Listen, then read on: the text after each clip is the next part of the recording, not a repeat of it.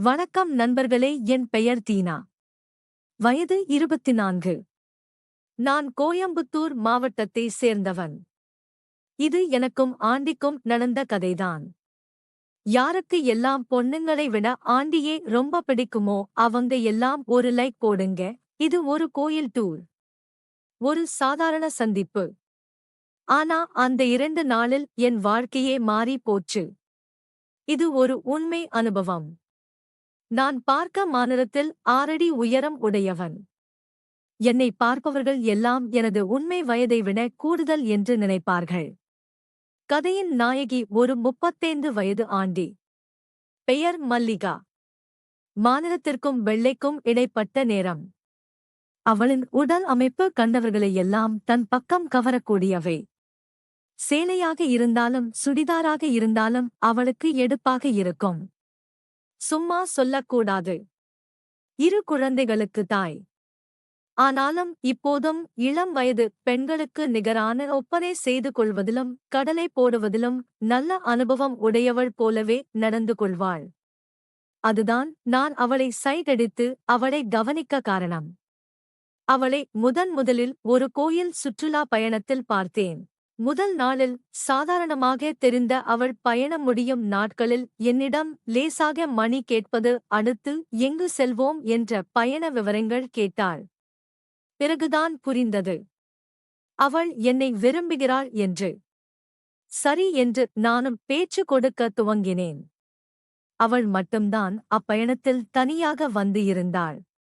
உறவினர் யாரும் இல்லை. அது என்னை மேலும் அவளிடம் நெருங்க நல்ல வாய்ப்பு அளித்தது. பயணத்தின் இடையில் அவள் கொண்டு வந்த உணவை என்னிடம் பகிர்ந்து கொண்டாள். மற்ற நேரங்களில் பயண இடைவெளியில் பஸ் நிறுத்தும்போது உணவகத்தில் உணவருந்தினோம். அந்த பயணம் ஈரோடு மற்றும் கரூர் மதுரை மாவட்டத்தில் உள்ள கோயில்களுக்கு சென்று வருவதற்கான 2 நாட்களை உள்ளடக்கிய பயணம். சுற்றுலா முடிந்து அவளிடம் நெருக்கமாகலாம் என நினைத்து இருந்த எனக்கு அவளின் திட்டம் புரியாமலே இருந்தது. சுற்றுலா வேனில் நான் கடைசி சீட்டில் உட்கார்ந்து இருந்தேன். அவள் எனக்கு முன் சீட்டில் ஒரு பாட்டியுடன் உட்கார்ந்திருந்தாள். நாங்கள் இருவரும் ஜன்னல் ஓரம் இருந்ததால் எங்கள் நடவடிக்கையை வேனில் யாரும் கவனிக்கவில்லை. வேன் ஊருக்கு திரும்பி வரும் சமயம். நான் பகலில் பயணத்தின் இடையிலேயே தூங்கியதால் இரவில் விரைவில் தூக்கம் வரவில்லை. எனது அருகில் உள்ள அனைவரும் தூங்கிவிட்டனர்.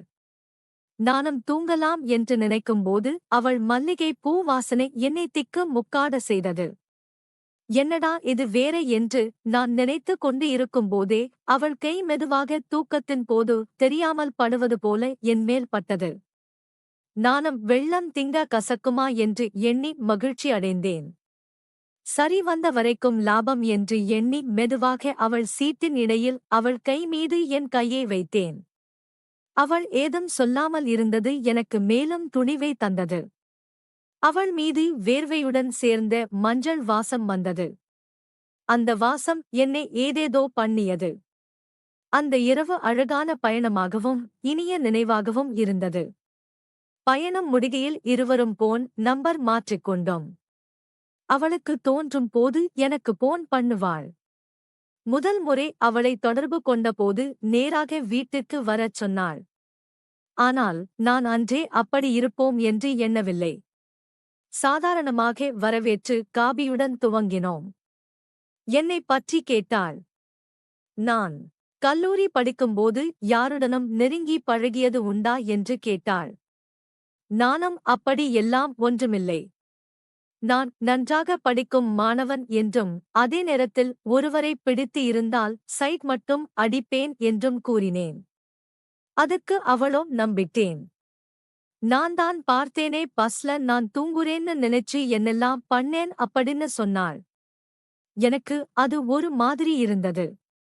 பிறகு அவளின் வாழ்க்கை பற்றி கேட்டபோது கல்லூரி முடித்தவுடன் அவசரமாக உறவினர் ஒருவருக்கு மனம் முடித்து வைத்து விட்டதையும் அவரும் வாழ்க்கையை அனுபவித்து வாழ்வதை விட சொத்து சேர்ப்பதில் குறியாக இருந்ததாலும் அவள் பெற்றோர் நல்ல இடம் என்று கூறி அவளை திருமணம் செய்து வைத்துவிட்டதை கூறி அழுதாள். நானும் அவளை தேற்ற முயற்சி செய்ய அப்போதுதான் கூறினாள். என் கணவர் குழந்தைகளை பெற்றுக்கொள்ள மட்டும்தான் என்னை பயன்படுத்தினார். நான் ஒரு பெண், எனக்கும் உணர்வுகள் உண்டு என்பதை அறியவில்லை. கர்ப்ப காலத்தில் கூட என்னை அவர் தொடவில்லை. குழந்தைகள் பிறந்த பிறகு சொல்லவே வேண்டாம். இரவில் அவர் மீது கை அல்லது கால்கள் போட்டால் கூட எரிந்து விழுவார் என்று அவள் நிலையை கேட்க கேட்க மிகவும் கவலையாக இருந்தது. அதே நேரத்தில் ஒரு கோரிக்கையை அவள் என்னிடம் வைத்தாள். நான் உன்னை முழுவதும் நம்புவதாலே இவ்வளவு நேரம் பேசியதாகவும் அவள் அவளுக்கு வேண்டியதை நிறைவேற்றவும் வேண்டினாள். இதையெல்லாம் கேட்டுக் கொண்டிருந்த என் கூட பிறந்த தம்பியும் தூக்கத்தில் இருந்து முழித்துக் கொண்டான். நானும் பழம் நழுவி பாலில் விழுந்து விட்டதே என்று எண்ணி அவளை அணைத்து நெற்றியில் முத்தம் கொடுத்தேன். பிறகு அவளும், நான் இன்று மாலை வரை உனக்குதான். இனி நான் நீ ஆட்டுவிக்கும் பொம்மை, அவ்வளவுதான். எனக்கு என் பல நாள் கனவு நிறைவேற வேண்டும் என்று அவள் தன் எதிர்பார்ப்பை தெரிவித்தார். ஒரு அரை மணி நேர ஓடலுக்கு பிறகு இருவரும் காலை உணவை சாப்பிட்டோம்.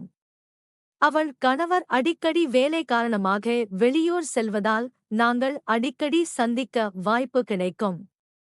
இப்போ என் கணவர் வந்துருவார். நீ போயிட்டு நாளைக்கு வா என்று சொன்னாள்.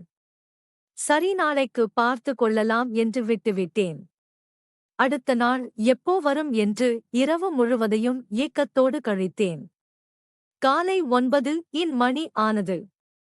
நான் அவள் வீட்டுக்கு அருகில் நின்று கொண்டிருந்தேன். அவள் கணவர் வேலைக்கு சென்றதும் எனக்கு போன் பண்ணினாள். அவள் வேலைக்கு செல்லாமல் குழந்தைகளை கவனித்துக் கொள்வதால் குழந்தைகளை பள்ளிக்கு அனுப்பிவிட்டு எனக்கு போன் பண்ணுவாள். இனிதே இவ்வாறு எங்கள் உறவு தொடர்ந்தது. அப்போது நன்கு தயாராகி என்னை வரவேற்பாள். முதலில் குடிப்பதற்கு டீ அல்லது காபி, சில நேரங்களில் குளிர்பானத்துடன் துவங்கும். சில கொஞ்சல் மற்றும் சில கெஞ்சல் இருக்கும். இருந்தாலும் நான் கேட்டதே அவள் மறுத்ததே இல்லை. என் கூட பிறந்த தம்பிய அவளுக்கு மிகவும் பிடித்திருந்தது. அவளின் கணவர் அவளை 2 குழந்தைகள் பிறந்த பிறகு சுத்தமாக கண்டு கொள்வதே இல்லை எனவும், அதனால் தன் மனநிலையில் ஏற்பட்ட மாற்றத்தையும் அதனை யாரிடமும் சொல்லாமல் மன அழுத்தத்திற்கு ஆளானதையும் கூறுவாள். என்ன, உனக்கு உண்மையாவே பிடித்திருக்கா என்று கேட்டாள். என்னடி இப்படி கேக்குறா? பிடிக்காமதான் இவ்வளவு தூரம் நீ கூப்பிட்டதும் வந்திருக்கனா? உன்ன ரொம்ப பிடிச்சிருக்குடி. நீ என் தேவதடி செல்லும் என்று கூறி அவளை அணைத்து முத்தம் கொடுத்தேன். அன்று அவளுக்கு என்னெல்லாம் ஆசை இருக்கோ அதையெல்லாம் ஒன்று ஒன்றாக கேட்டு நிறைவேற்றி வைத்தேன். அவளும் கல்யாணம் ஆனதுல இருந்து நீ என் லைஃப்ல வந்த அப்புறம் தாண்டா இவ்வளவு சந்தோஷமா இருக்கேன் என்று கூறினாள். அவள் கணவர் வேலை காரணமாக வெளியூர் போகும் சமயங்களில் 2 அல்லது 3 நாட்கள் ஒன்றாக இருப்போம். அப்பொழுது அவள் குழந்தைகளை அவள் அத்தை வீட்டில் விட்டு விடுவாள். எங்கள் உறவுக்கு தொந்தரவு இல்லாமல் இருப்பதற்கு பிறகு நாங்கள் மகிழ்ச்சியாக இருப்போம். மதிய உணவு இடைவேளை வரை இது நடக்கும். பிறகு அவள் கையால் உணவருந்துவிட்டு நானும் வந்து விடுவேன். அவளும் அன்றாட வேலைகளை பார்க்கச் சென்று விடுவாள். இப்படி இருக்க ஒரு நாள் எங்கள் உறவு பற்றி அவள் கணவனுக்கு தெரிந்து பெரிய பிரச்சனை ஆகிவிட்டது. முடிஞ்ச அளவு நம்ம வாழ்க்கையை நம்ப வாழணும். இது ஒரு வாழ்க்கை அனுபவம்தான். யாரையும் பின்பற்ற சொல்லவில்லை. போன நாட்கள் திரும்பி வராது. ஆனால் வரப்போற நாட்களை நம்மதான் அழகா மாத்தணும். அடுத்த கதை உங்களுக்கு எந்த மாதிரி வேண்டும் என்று கமெண்ட்ல சொல்லுங்க. இந்த மாதிரி கதையை கேட்க உங்களுக்கு பிடிக்கும் அப்படின்னா நம்ம சேனலையும் சப்ஸ்கிரைப் பண்ணிக்கோங்க தோழர்களே. கதையில ஏதாவது தவறு இருந்தா அடுத்த பதிவில் திருத்திக் கொள்கிறேன். இப்படிக்கு உங்களிடமிருந்து விடைபெறுவது. மீண்டும் அடுத்த கதையில் விரைவில் சந்திப்போம். நன்றி.